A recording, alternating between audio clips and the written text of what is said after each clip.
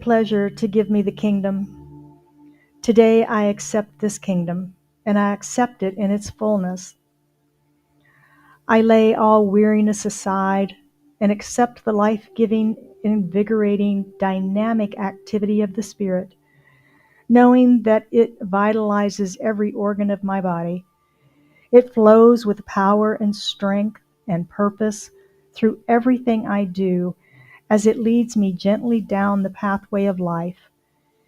Every sense of doubt of any kind is wiped away, and the knowledge that today is the day that God has made, and I am glad in it.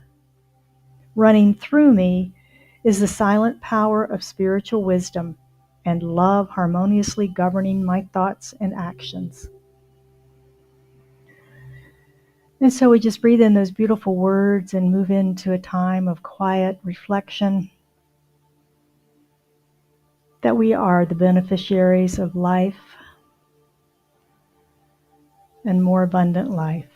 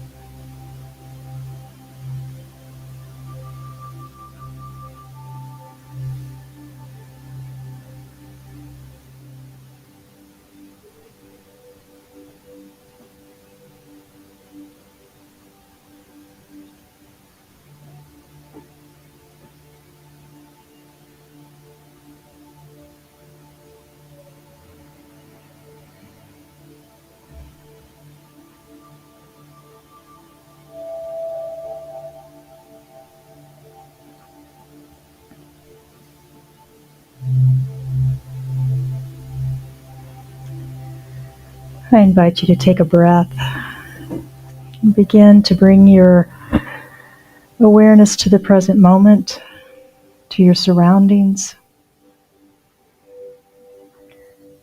And remember that we are inheritors of the good. And take this remembrance into your day and your week ahead. And when you're ready, I invite you to open your eyes as our meditation time is complete. Namaste.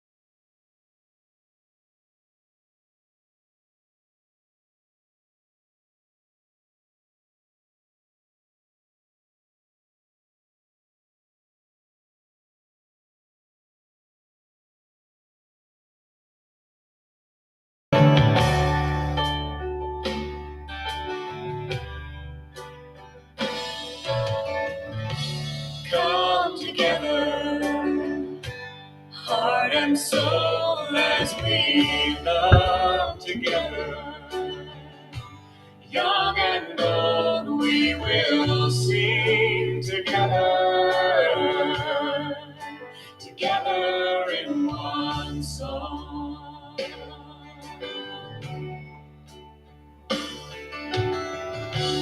Come together, from different worlds we are drawn together. In our own way we can pray together. Together we are strong.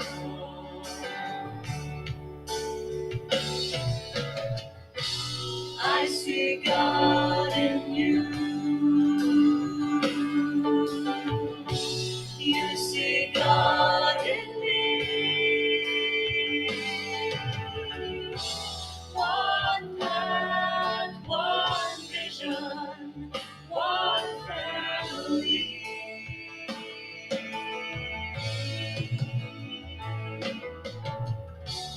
Come together, dreams and hands we will join together to build a place we can grow together. Together we are whole. Please be seated. Good morning, good morning. How are you? Lovely to see everyone here today. I'm Reverend Jill, and it's a nice, cool, beautiful day in Arizona. And delighted to welcome everyone joining us online this morning in our virtual community. Welcome, welcome. If you're with us for the first time, we welcome you wherever you may be on your spiritual journey, if it's first time online or in the room, and know that you're welcome here. You are welcome here. Yes. And we do have a mailing list that we send out a weekly newsletter on Saturday mornings that tells you what's happening around our community. If you'd like to sign up for that, you can do so with the QR code at the front table or go to our website, and there's a link for that there. We are streaming live to our Facebook page this morning as well as YouTube, and those recordings will be available later in the week on our website. There's a full library there of recordings that you can see what we teach. It's a wonderful way to introduce friends and family to the community as well. And we do a rebroadcast of Just the Talk on Wednesday nights on Facebook. So it's another way to tune in for that midweek checkup if you need one like I do every Wednesday. And we have a wonderful mission, vision, and purpose for being here in our community, and I invite you to join me in speaking it in to our service. Our mission is to provide spiritual tools for personal and community transformation. Our vision is a world that works for everyone. Our purpose is to awaken to our spiritual magnificence. And so it is. And in good news this morning, this was kind of fun. It's a silver lining, as it were. And we like silver linings here because we know that God is for us always, the universe is always for us. And even though things may appear not so wonderful, we know that something more is at work. And Time Magazine reported this week that the COVID virus might have a silver lining. During the pandemic, some doctors began noticing that patients with cancer who got very sick with COVID saw their tumors shrink.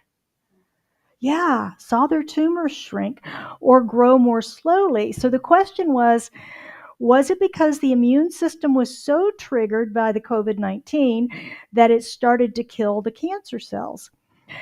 So, Dr. Ankit Bharat, chief of thoracic surgery at Northwestern University, and his team decided to conduct a study to find out if this benefit of COVID was for these cancer patients, could teach them anything, if there's something going on there, right?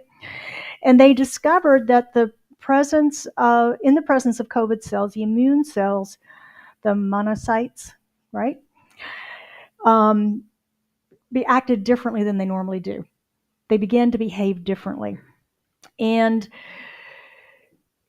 he found that that compound that was attached to the virus, and he's been able to identify that, and it's something that's not used to fight any other disease, so it's brand new, and it mimics the COVID-19 virus in a way that binds to the monocyte to induce the cell's transformation into a cancer-fighting cell. And this works opposite of T cells. T cells are the things they usually try to boost to fight the cancer, but the cancer is smart and it starts to kill off the T cells eventually. So it doesn't do that with this. So we may have a silver lining for some cancer cure that came out of this crazy pandemic thing that we had. Pretty exciting to watch. The chemical is muramel dipeptide, MDP. Yeah. And it reduced cancer tumors by 60 to 70%. Isn't that amazing? So more study is necessary, of course, but that could be good stuff. That could be good stuff. Could be the silver lining. All right. And more good news. We have an event next Sunday. Yes, Celia's coming back to the Valley. And if you're not familiar with her, we have a couple of short clips that will introduce you to her music and her personality. She'll be with us for Sunday service and then for our brunch and concert afterwards. So, Joe, the first clip. Whoever promised it was gonna be easy. Oh, that's right, it was the pretty people from the TV. Buy a bottle of that and a gallon of this, and here's a frog that you can kiss. Enter your social insecurity number and it will get better. I'm Celia Farron, your badass bard ass. I love to glean wisdom from life. And the other clip, can we go back to the other clip? Not really. Well, the other clip is of her doing her looping, that she calls it, where she is her own choir. She basically starts singing. She's got a beautiful voice. She starts singing and recording her song, and then she comes in and sings over top of that and plays and harmonizes with herself with several levels. The other clip that we have, she's taking Ave Maria and combining it with Amazing Grace and looping both songs together. It's amazing. I used to be able to stand on the side and watch her hands and feet move and all the things she did to make it happen. But anyway, she's a very fun person.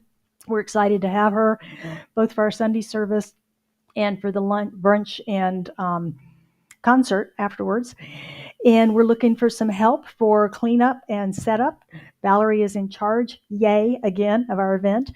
But we do need some help to set up out in the courtyard for lunch, and then some help to clean up as well. So if you're available for that, we appreciate that. And let's get service started. What do you say? All right.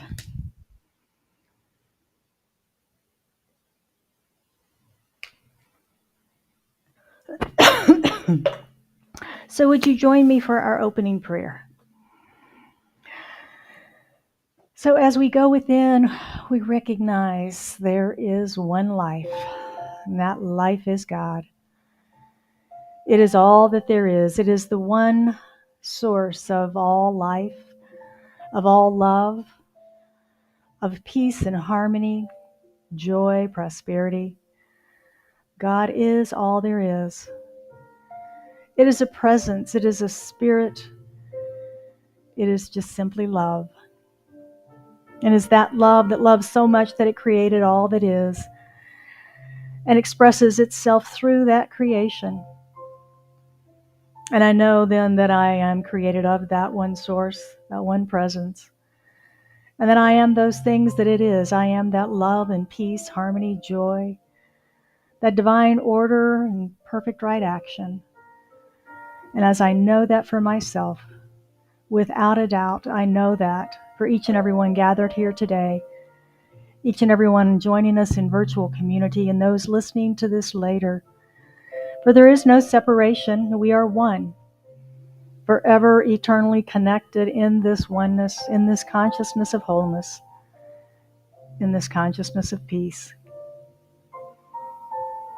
So from this place of knowing our own inherent divinity, I speak my word for and about each of us gathered here today, knowing that we are blessed infinitely, pressed down to overflowing with the goodness of life. We are prospered in all that we do. We are healed, whole, and complete. We are divine expressions of God. I bless all faith traditions, all faith communities today, all those who come together in celebration of this one life. We know there are many paths to the one, but there is only one. So we bless all traditions: Islam, Judaism, Christianity, Hindu, yoga, those who are seeking, all of our New Thought communities, all who come together to pray, to rejoice, to worship, and to celebrate. God is all there is. I bless our service this morning, knowing that we are gathered by divine appointment. There are no mistakes, knowing that we are blessed by this message, blessed by our music, and blessed by our connections. We lift our prayers this morning for our brothers and sisters that are not in the room with us, not able to join us, knowing that they are in their perfect right places in service to their own soul's journeys. And how grateful I am for this time of connection, this time of prayer, this time of coming together in celebration of the goodness that life is. So in that gratitude, I release this into the action and activity of law, knowing as it is spoken, it is done. And we affirm this truth together by saying, and so it is.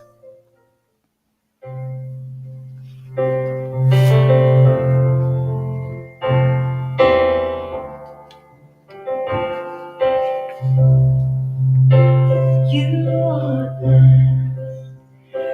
are a blessing. You are blessed. You are a blessing. You are blessed. You are a blessing. You are blessed. You are a blessing. You are blessed. You are a blessing. You are blessed. You are a blessing. You are blessed. You are a blessing. You are blessed. You are a blessing. You are a blessing. You are a blessing.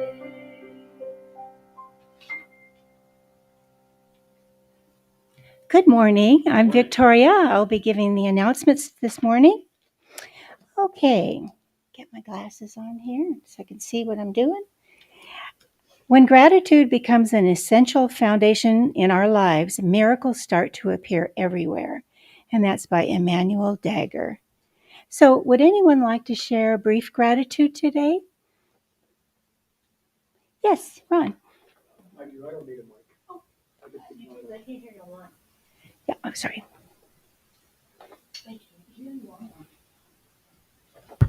I just want to feel my gratitude for everybody that's in here that's been praying for me for the last month because I've been going through cancer. And I got one more treatment of radiation and one more chemo. And I'll be all done and then I'll start healing again. Oh, But I want to pray for everybody and thank you. Thank you. Yeah. Thank you. Does anyone else have any? No. Okay, then we'll proceed. Our book of the month, The Happiness Recipe, is available at the front desk for only $15. Read along with the reverends and do 24 personal practices to break through hidden beliefs and map your path to happiness. And the Center for Spiritual Living adopts a senior for the holidays. Our community outreach team has selected Scottsdale's Adopt a Senior program once again this year as part of our outreach for the holiday season. Christmas support are gifts selected by Carol, that's our recipient, plus stamps and other grocery gift card for her holiday dinner. Your financial contribution will go towards the purchase of all gifts. Please see the front desk today if you'd like to contribute financially to Carol's happiness for the holidays. Final day to contribute for winter holiday donations is December 8th. And join us to deck the halls and help decorate our center for the holidays on Friday, November 29th at 1 o'clock as we break out the eggnog and decorate our center for a holly jolly Christmas. Everyone is welcome. And after the message this morning, Reverend Jill will open the mic for your questions or comments about today's topics. And we have a basket of pens and scratch pads available in the lobby if you'd like to take notes during the service. And we love music here at Scottsdale CSL. And today we welcome Karen Drucker with Today I Choose. Thank you.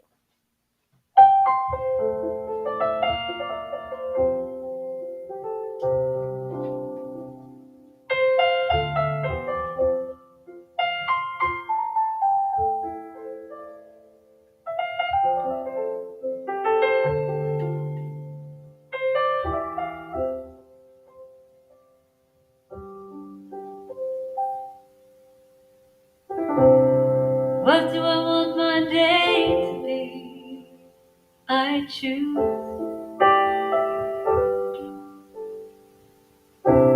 What do I want to feel today? I choose. What do I want to be today? I choose. I choose. I choose. I choose.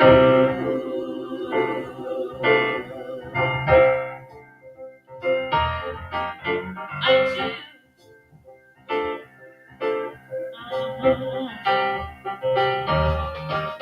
Today I choose to be grateful, so grateful. Today I choose to be grateful, grateful.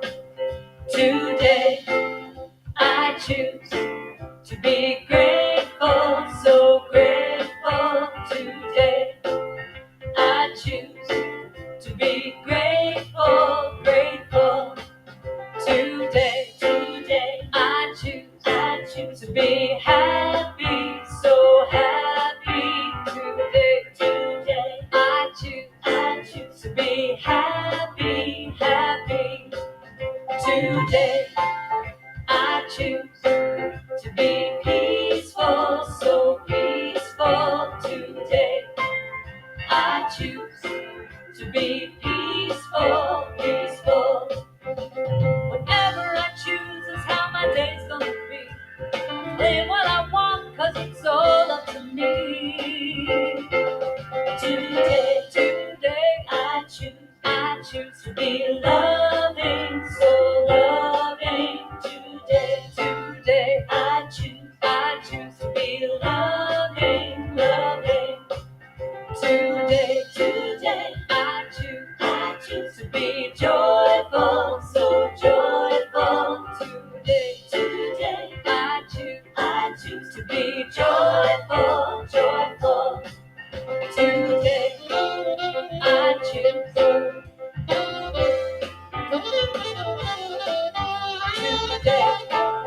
I choose.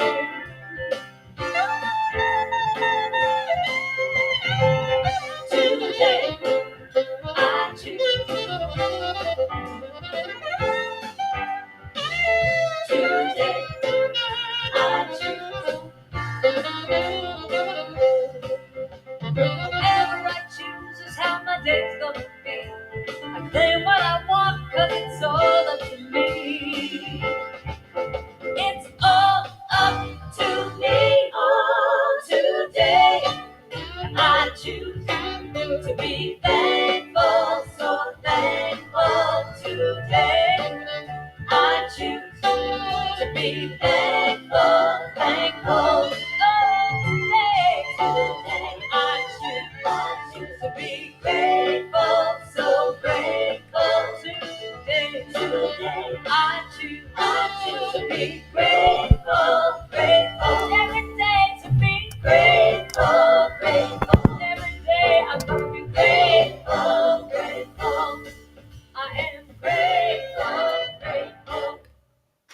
Yeah. All right. What are you choosing? Are you choosing to be happy? Grateful, thankful. Yeah, all that stuff. So what's keeping you from it? What's cluttering your life these days? Is it physical stuff in the garage or a garage closet or a drawer? Mental or emotional baggage you're carrying around? What's filling your thoughts? What's filling your thoughts? Are you allowing information to overload and overwhelm? News, social media, articles, new discoveries, all things that fill our minds with new data. I sometimes feel like that computer pop-up that says, close programs to prevent information loss. I've got no memory, right? I got no more capacity. I'm filled up, as it were. We can find ourselves in a sense of overwhelm. 2024 has been an overwhelming year. Anybody else feel that way? Or is it just me? Yeah. Yeah. When we feel this sense of overwhelm, it's our body's way of saying, time to set something down. You're carrying too much. You're carrying too much.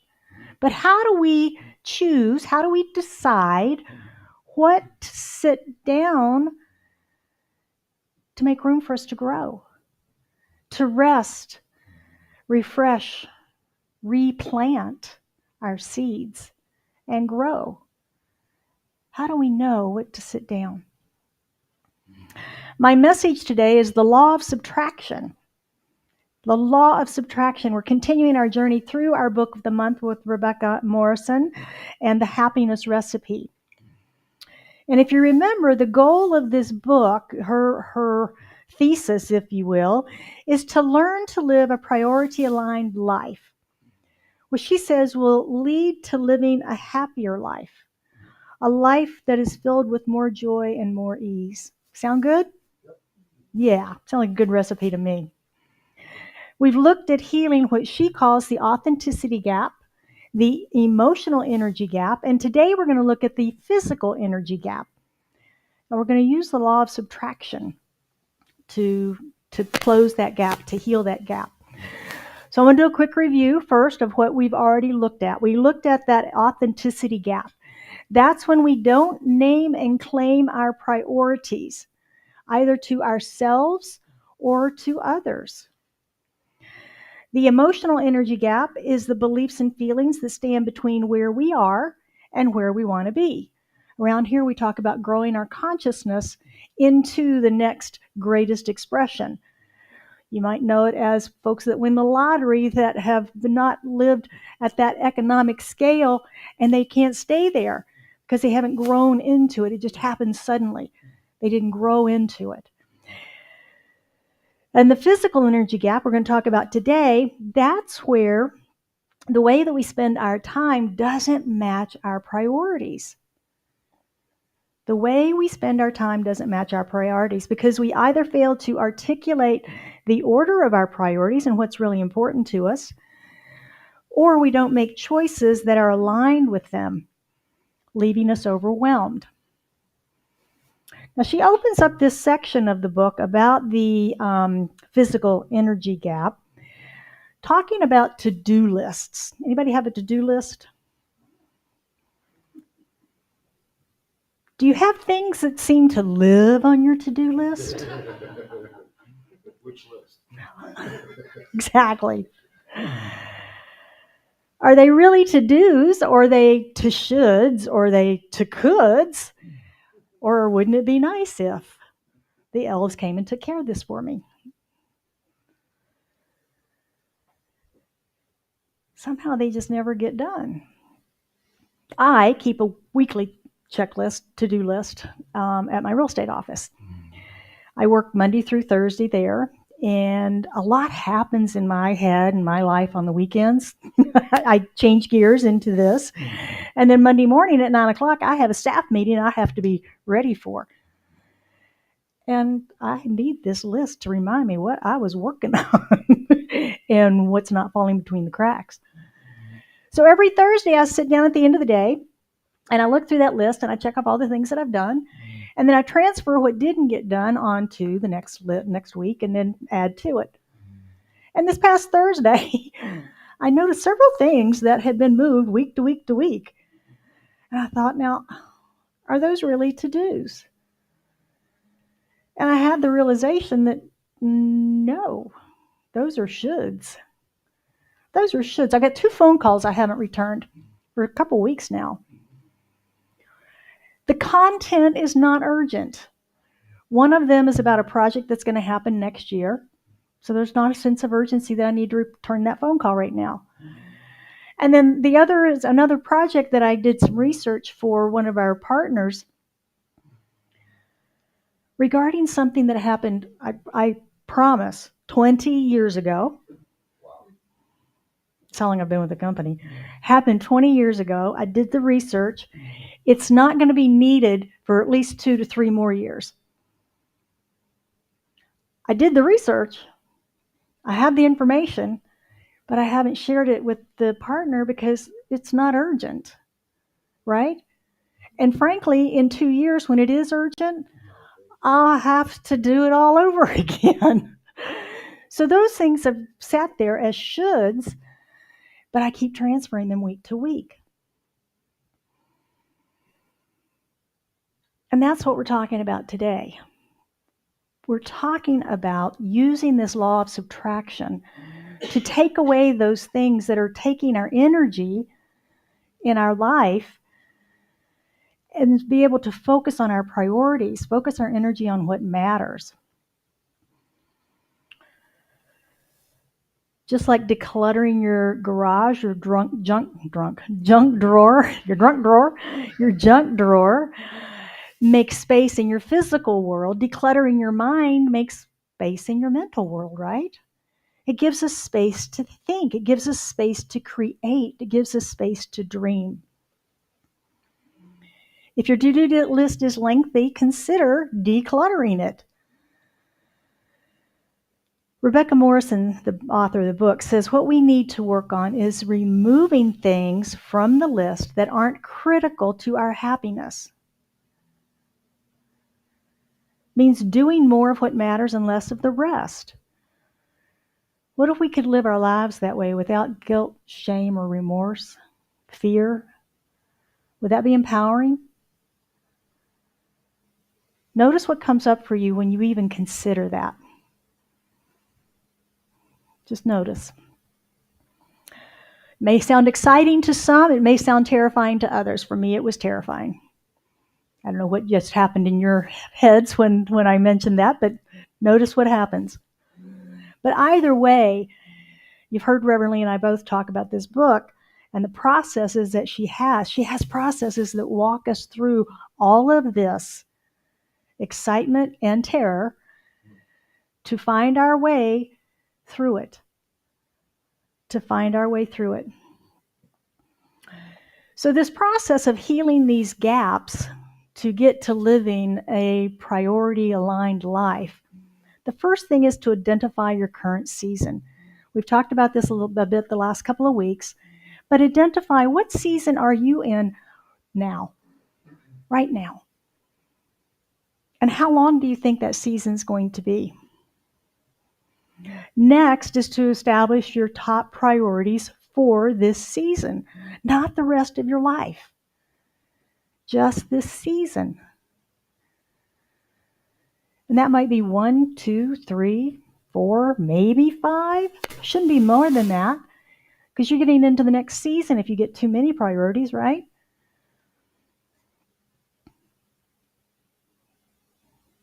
Stay in your current season. Stay in your lane, as they say. Stay in your current season. So now the fun stuff starts. You've got your season. You've got all these priorities. What's next? Well, we begin to rank our priorities. We begin to order them. She says order is how you begin to build a system that will make life, decision-making, and action-taking easier. Sound good? It makes sense to have a system for deciding how you're going to be in life, how you're going to choose things. Being clear on priorities reduces options. Does anybody besides me get overwhelmed in Costco? I go to Costco and I want to get laundry soap, right? It's all the way back in the back, but all that stuff is in between. Oh my gosh, and it's good stuff. But I just want one thing. That's my priority. Do I get out with one thing? Right. So having the system where we can have these priorities can help make all those decisions in our lives, big decisions, easier. So what are your priorities this season? Have you figured out what season you're in?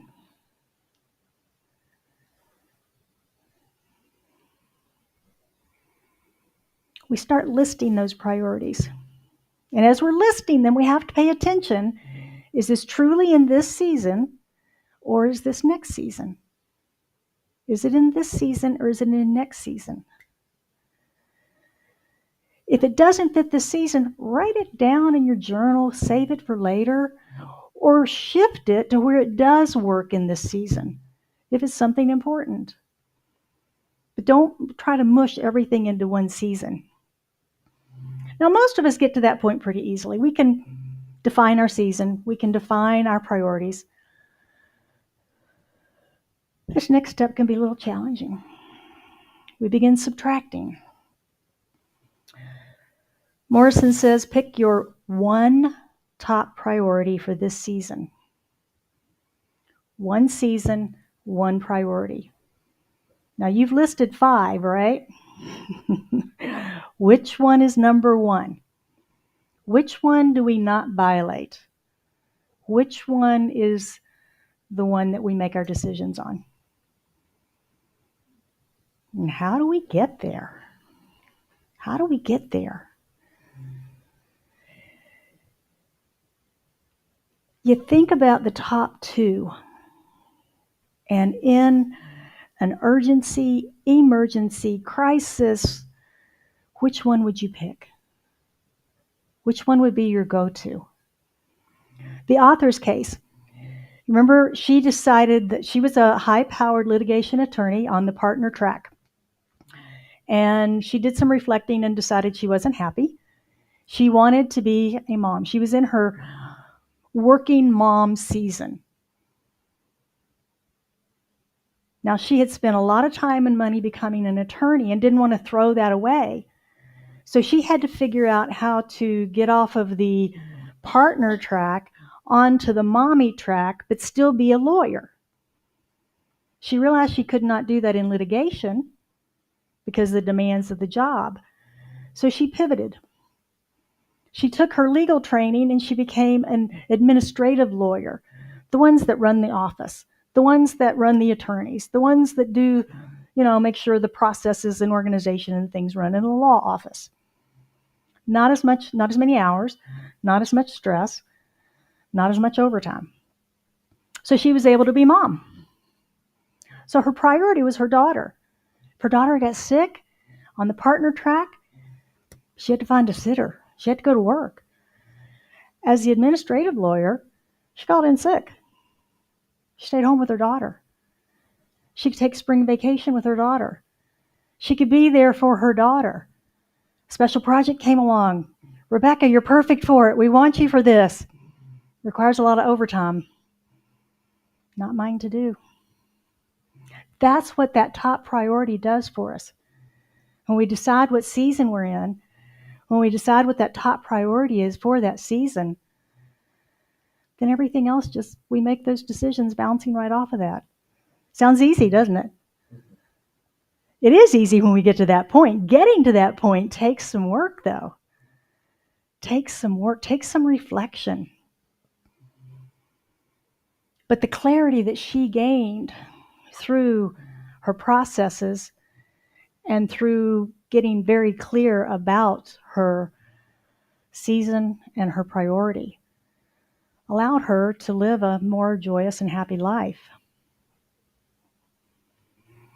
Now, as part of this process, we have to be aware that as we start subtracting things from our to-do list, from our life, and we begin prioritizing the things that are important, we might end up with some free time, some white space in our calendar, and we have to plan for that. We have to acknowledge that opportunity and figure out what we're going to do with it. How am I going to use this free time in support of my priority, in support of achieving my priorities for this season? You know, when people tell me they're getting ready to retire, I ask them, what are you retiring to? What? Leisure. It's like, yeah, that's great. That'll last about 6 months. And then what? What are you going to do with all that time? You've been working 40 hours at least a week, 52 weeks a year. What are you going to do with all that time now? And if we don't plan for it, we flounder. And so that's what we're doing here as we begin to subtract things from the busyness of the life that we've led, trying to do it all. We have that time. And how are we going to use that more productively? For what? For what?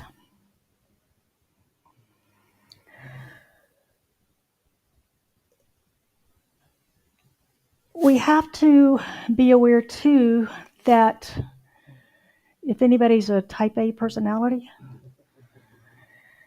you might feel some guilt of not working hard enough, right? Because we're working smarter now. We're working different. We're working on our priorities now. So we have to be ready and be prepared to deal with those feelings as well. All of the processes in the book that we've done so far are just puzzle pieces that she's putting together for us.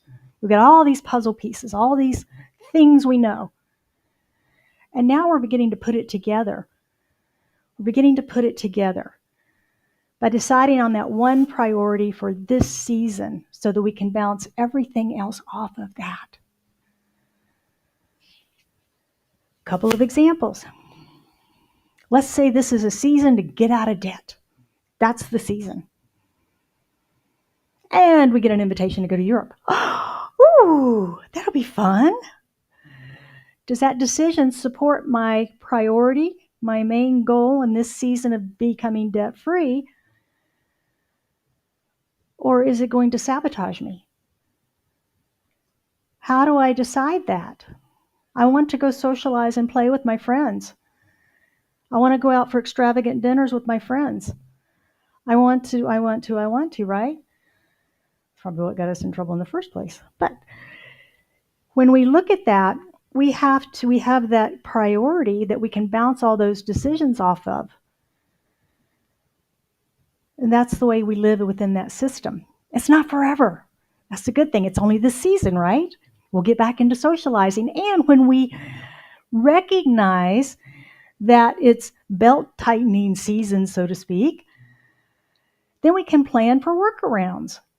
Instead of going to Morton's for dinner, we can have a barbecue.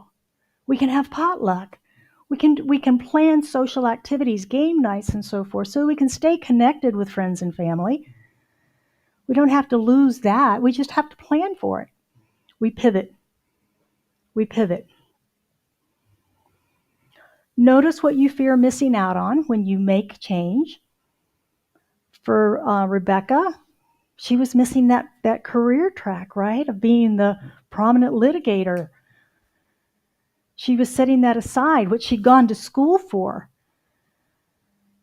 because she recognized the main priority was her daughter. That was more important to her. In the Science of Mind, we teach this thing called the law of cause and effect. Heard about it? Yeah. Ernest Holmes wrote the Science of Mind textbook that we teach from, and he said, effect follows cause. Effect did not make itself, but must have a power back of it causing it to be. All manifestation is effect, and all effect is subject to its cause. So we recognize in this teaching that as we go through and we set these priorities, we determine our season, we make these choices and decisions, there are consequences, right? There are effects that happen.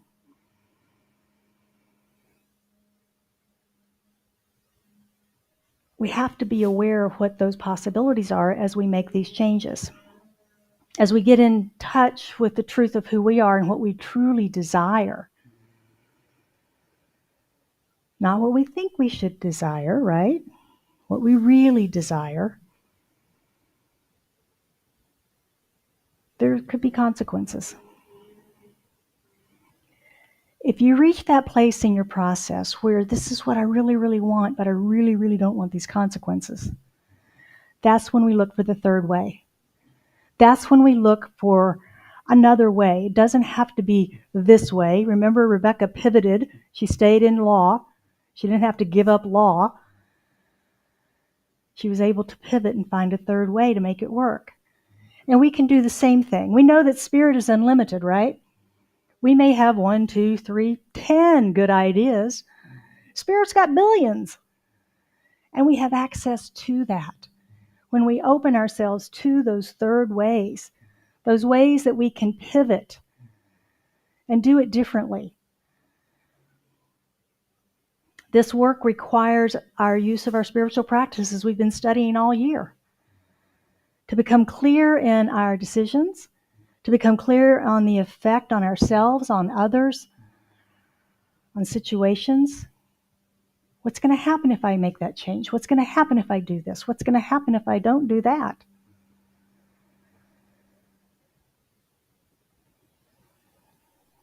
We have to be clear. One of the principles of this teaching is we are creative.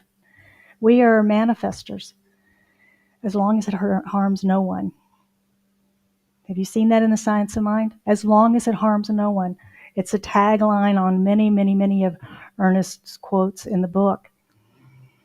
So if we find that it's going to harm someone, we have to back up. We have to reconsider. We have to find that third way, fourth way, to find our happiness, our desire, and not harming others in the process. And that's our faith, right? We know there's a way. We're constantly making choices. But won't they be easier if you've got a system to bounce things off of? Remember, seasons change. Priorities change. You get to set all of that. You decide what season it is. You decide what your priorities are. You get to decide how long you're going to be in that season. We can look back over our lives. I have a process that I've used. I don't know if I put this in the newsletter maybe, where I look back over my life and I look at 5 and 10-year blocks of time. Who was I? What did I learn? How did I grow? Between 1 and 5. Between 5 and 10, 10 and 15, 15 and 20, 20 to 30. What happened in my 20s? What happened in my 30s? What happened in my 40s? How did I grow and expand? And so what this is doing is taking today as a season of your life and planning it instead of looking back and going, what did I do? What happened back then? We look now and go, what's happening right now in this moment? Much more fun. Much more fun. Proverbs 29 says, when there is no vision, the people will perish. And that's what we're talking about. We're casting a vision for our lives, knowing our priorities, casting that vision for this season so that our lives align with that purpose. And when we live a purpose-driven life, the decisions are easy. And we live in alignment with our God and our good. And that feels great. If you would like to study more about these life-changing principles, I invite you to sign up for our newsletter that comes out on Monday mornings. It's called Mindful Monday. It's a recap of our talk today. Reverend Lee and I prepare these. And it gives you your spiritual practice and all the talk so that you can practice these principles throughout the week. So your practice this week is to use this law of subtraction. First, define your season if you've not done so, and then pick your one priority for this season of your life.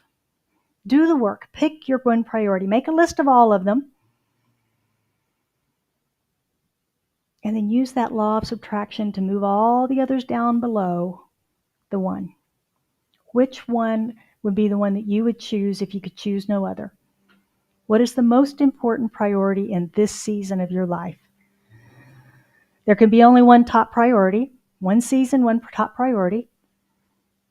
And beware if you find during your season that your number one priority is moving, or your 2s and 3s are moving around. Moving targets are hard to hit, right? They're a lot harder to hit than a stationary target. And if they start moving around, it may be indicative that you are moving into a new season. So be aware of that your season may be changing. Your season may be changing.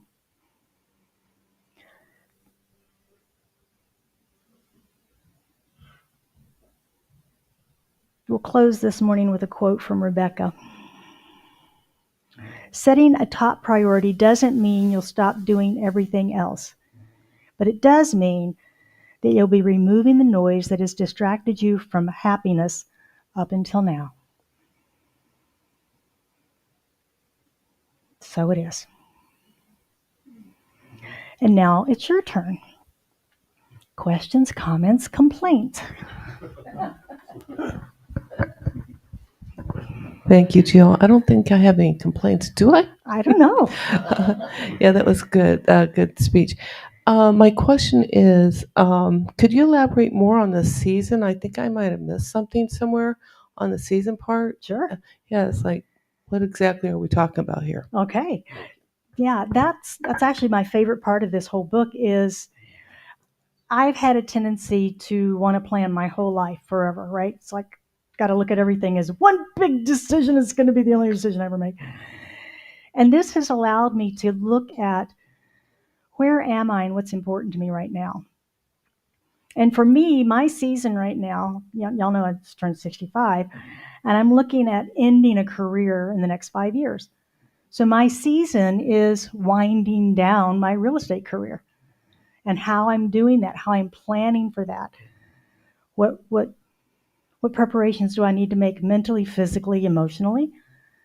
That's my season. So from there, then I can pick priorities within that and what's important to me to accomplish while I wind down. So that's the season. Rebecca's was her working mom season until her daughter got into college, and then she invented this new business of a coach that she's doing. So, what season are you in? Are you in the money earning season and building a family season, getting an education season, retirement season? If you're already retired, what does that look like? What does that season look like? Does that make sense? Yeah, it does, but I'm not sure. Okay, so like when we're talking about our seasons here, we're talking, winter, spring, summer, fall. That's when I think, oh, wait a minute, what does season mean in this term? So sounds to me that there's multiple seasons when we're talking about our personal seasons. I mean, like motherhood to careerhood. Can you elaborate on like more seasons? Yeah, it could be like our 4 seasons that we think of here. Spring might be that season where we're starting a new job, a new career, a new relationship. That's kind of the early spring planting season of our life. So it'd be relationship season or calling in a relationship season. Where calling in a relationship is my priority for this season. Yes, I'm going to have a career. Yes, I'm going to do all these other things, but relationship is my priority.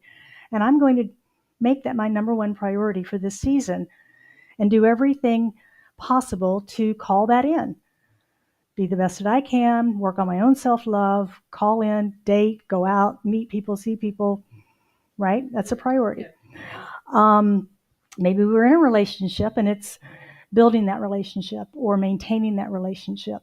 Or maybe it's the season to build new friendships. You know, I just moved to a new town. It's a new season for me of meeting people, making connections. Got it. Okay. Now I'm clear. Thank you. And, you know, retirement may be a season to maintain health, a season to build vitality, a season to really focus on keeping the mind sharp and fresh and making connections and movement. And, you know, for me, getting younger consultants because all my consultants are aging out with me. You know, stuff like that. It's like, what season am I in? And it could be age related, but it doesn't have to be. Yeah. Got it. Yeah. Yeah. Make sense? Phase. Hmm? I like phases better than seasons. You do? Yeah. I'm using her word, but you can use phases. Yeah. You're an engineer. You're an engineer. You like phases. Yeah. Thank you. Scientific. Uh-huh. I know. Is that clear, Valerie? Yes, I got it. Thank you. Okay. Phases also. Yeah. That's a good. Yeah. Yeah. Phases, seasons. I think seasons is cyclical. Phase. Well, and so within that, the things you're going to let go of and all the things you have to do. Like, you know, I'm an artist, and so I want to be in this particular gallery. So I contact them and they say, we'd like to look at your website. Oh, God. How do I do that? How do I, you know, so then my friend said, oh, well, you know, you do all these, you know, you have to take pictures of your, well, I take pictures with my phone, and half the time the heads are cut off people. So I'm thinking of all these reasons why I can't do that season, because, you know, number one, you're not good enough. You're too old. You don't know how to do it. You know, you're too busy making dinner or whatever. Have you heard of the science of mind? I know, but it doesn't seem to apply in this particular instance. So, you know, so I can see what you're saying, that, you know, you really need to prioritize this and then break it down so it's not so overwhelming. Mm-hmm. You know, the paintings is the easy part. All this other stuff is, well, just look at my picture and say yes. You know, don't make me do a website and business cards and all of that stuff. Come over for coffee. Thank you for bringing that up. This setting these priorities is like setting our intentions. It's planting the seed in our science of mind lingo. So when we set our priority for this season, we're planting the seed of that into the law. We're saying, this is the one main thing for me. And the universe says, you said yes, I say yes. Okay, let's bring all those things you need together for you now. So that's the science of mind piece of this that rolls into this idea of setting priorities. So when you say yes to, my season is showing my work in this gallery or a gallery. Let's not limit. Let's say a gallery, the Perfect Right gallery. And I'm calling in everything necessary for that manifestation and knowing that it's all going to come together. And then watch what serendipitous things begin to happen for you. Because you've planted your intention into the law, and the law is now working for you to bring that forward. I think God is saying, you know, your whole deal's real fuzzy here. I need some specificity.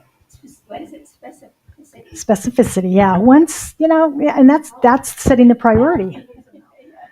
Yeah, that's the priority. This is my priority. Show me the way. Yeah, show me the way. I've always had a 5-year plan, but I took up 5 different things. Right? Now I have to, yeah, okay. I've been here You're for like 2 me. years. I've been here for 2 years, and the same thing, remember? Mhm. Same thing, but I don't do anything different. You know, so I'm just sitting here thinking, well, I would really like this to happen, but I don't want to do anything. Yeah. I mean, I do want to do, but I don't quite know what to do, you know, first. Mhm. Prior to it. Yeah. That's the big thing. Yeah. Yeah, and setting that priority, the steps are going to fall into place. And the perfect right people are going to show up. And you're going to start making phone. I wonder if I should call that person. I wonder if I should call that place. I wonder what that would look like. And a photographer is going to come into your life and go, you've got great art. Can I take pictures of your art for you? I'd love to do that. Trust, faith, no. Yeah, okay. Thank you. Anybody else? I think a big thing is the energy behind where you are versus your words. Because it's easy to say, I'm planning to do this, I want to do that, I'm going to do this, I'm going to do that. But if your internal self-talk and your energy is, oh, that's a pain in the ass, I'll never be able to do that. I think my personal belief is that the universe is responding to your energy over your words. So I think it's important to not only say it, but to internalize what's necessary to make that happen. So that's my 2 cents. Yeah. Right. Yeah, and this whole section is on the physical energy gap, and the last one was the emotional energy gap. So she's recognizing the energy that Joe's talking about, which is our subconscious, basically, right? Yeah. I want this, but I want this. No, you can't have it. Yeah.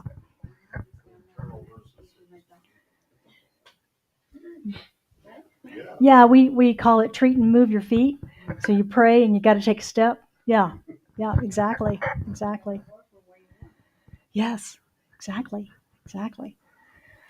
All right. Are we good? Good. All right. Fun talk. Joe. All right. Well, let's pray this out and wrap up our service today. Would you join me? So once again, we go within to that space within us, that place within us, which is the kingdom, the place where God resides, in, through, and as each one of us, as an expression of it. And while we talk about priorities in our lives, we know that God is the priority, that God is number one in our lives. We put God first. Seek ye first the kingdom, and all will be added. And so we do that in our recognition, recognizing this infinite power and presence, this one, this divine source of all. And we further know that we are one in it. We are created of it. We are God's substance. We are stardust. So we are united in the wholeness of that one, of that life and that love. And so from that unity, I speak my word for us, knowing that as we allow that divine idea that's been implanted within us, that divine desire, whatever it might be, that we recognize the season that we're in. We call it, we claim it, we name it. And within that, the priority for that season floats to the top with ease. And we plant that seed lovingly into the law, this law of attraction, knowing that it is always working. It's always saying yes to us. And that each and every seed and each and every idea that we get is wrapped in all that is necessary for its full manifestation. And so we say yes. And we do treat, and we do move our feet. We take inspired action. We make the calls, we take the steps, we do the things that we are inspired to do for the achievement of that priority, for the successful completion of this season. And we are blessed to have the spiritual practices that we have that support us throughout this work. We're blessed to have this book by Rebecca Morrison as a guide and processes to help us through. We're blessed to have this community and our prayer partners and our support that walk this path with us each and every day. I know for anyone this day that has anything on their heart, as I lift that into the consciousness of this prayer, that we hold them in our light, in our love, and we know that that prayer is manifested, as is this one. For we know that the word spoken is the word made manifest. So it is in gratitude that I speak this prayer, that I accept its manifestation, and that I release it into the action and activity of law. And we affirm that truth together by saying, and so it is. All right. So it's time for grateful giving, where we share our good, circulate our good through the community in the practice of our message of affirmative spirituality. Ernest Holmes has a quote for us. He says, I know that my good is increased and multiplied as it is scattered. I am both an inlet and an outlet for the passage of divine love, life, and power. Wherever I go, then I shall impart the divine blessing which I have received. We share and we circulate. I invite everyone online in the room to join us in the spiritual practice this morning. We have a lot of ways to make it easy to give. You can use the donate button on our website, scottsdalecsl.org. You can make that a recurring donation on a weekly or monthly basis. And when you're here, you can put a tithe ticket from the front lobby in the basket to remind you of your gift and that you are participating in the circulation. We have a Money Finders program, which is our prosperity program. And this is where we focus on those things that we weren't expecting, those things that are serendipitous, the good that comes to us, and what we focus on expands. So the more we focus on good, the more good comes. Fun process. We accept Zelle. Our address is donations at scottsdalecsl.org. We take credit cards in the lobby. You can use the QR code if that's more convenient. If you're making a cash donation today, we are a 5013C. I invite you to use one of the giving envelopes and make sure I have your email address and name so that we can send a giving statement at the end of the year. And Valerie is our usher this morning. Thank you. And she will be coming around with the basket. We have an affirmation. If you would join me for that, please. I am an open channel through which prosperity flows. I accept the divine flow of goodness, ideas, and substance through me now. I am grateful for my full and prosperous life, and so it is.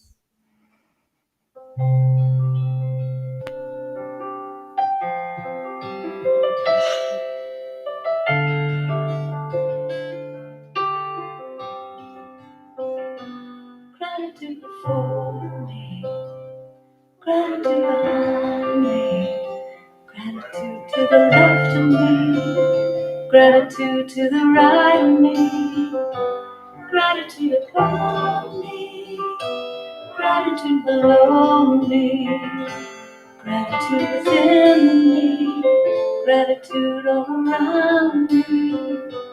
I'm so grateful. I'm so grateful.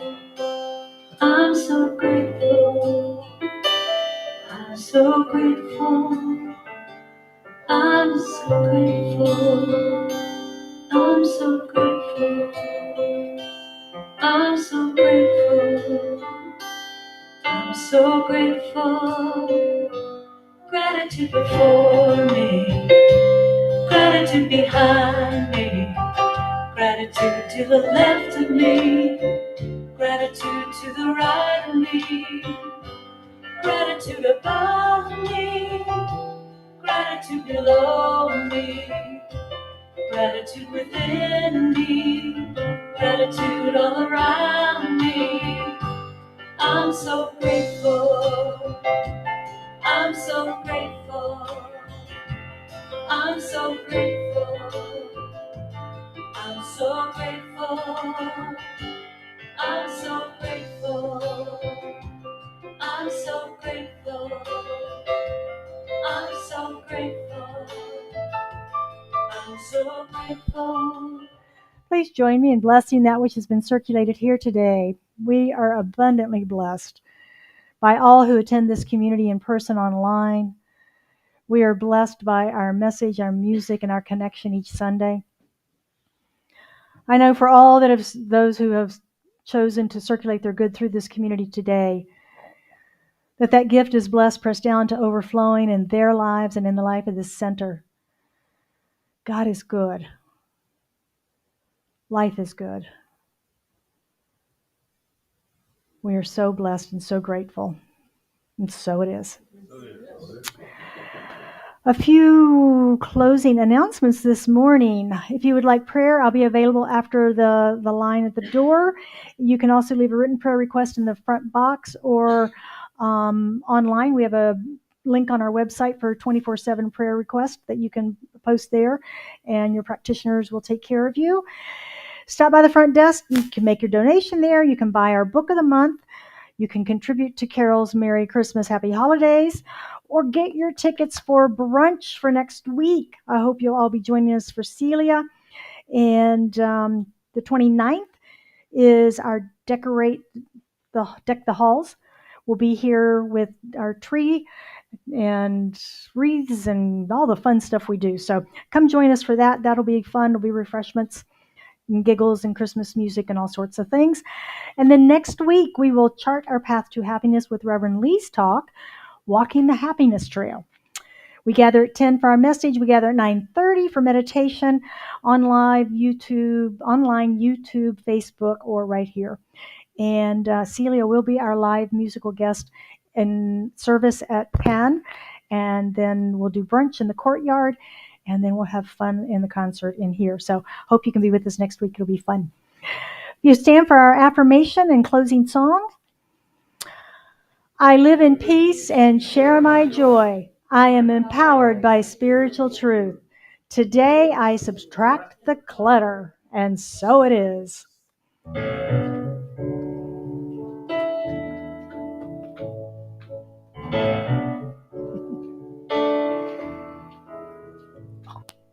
Let there be peace. I am a stand for peace. Let there be love. I am a stand for love. Let there be joy. I am a stand for joy. We are making a new world now. Let there be peace. I am a stand for peace. Let there be love. I am a stand for love. Let there be joy. I am a stand for joy. We are making a new world now. Let there be peace. I am a stand for peace. Let there be love. I am a stand for love. Let there be joy. I am a stand for joy. We are making a new world now. Let there be peace. I am a stand for peace. Let there be love. I am a stand for love. Let there be joy. I am a stand for joy. We are making a new world now. Let there be peace. I am a stand for peace. Let there be love. I am a stand for love. Let there be joy. I am a stand for joy. We are making a new world now. Let there be peace. I am a stand for peace. Let there be love. I am a stand. I'm gonna stand and for joy. I am a stand for joy. We are making a new world now. We are making a new world now. We are making a new world now. Yay!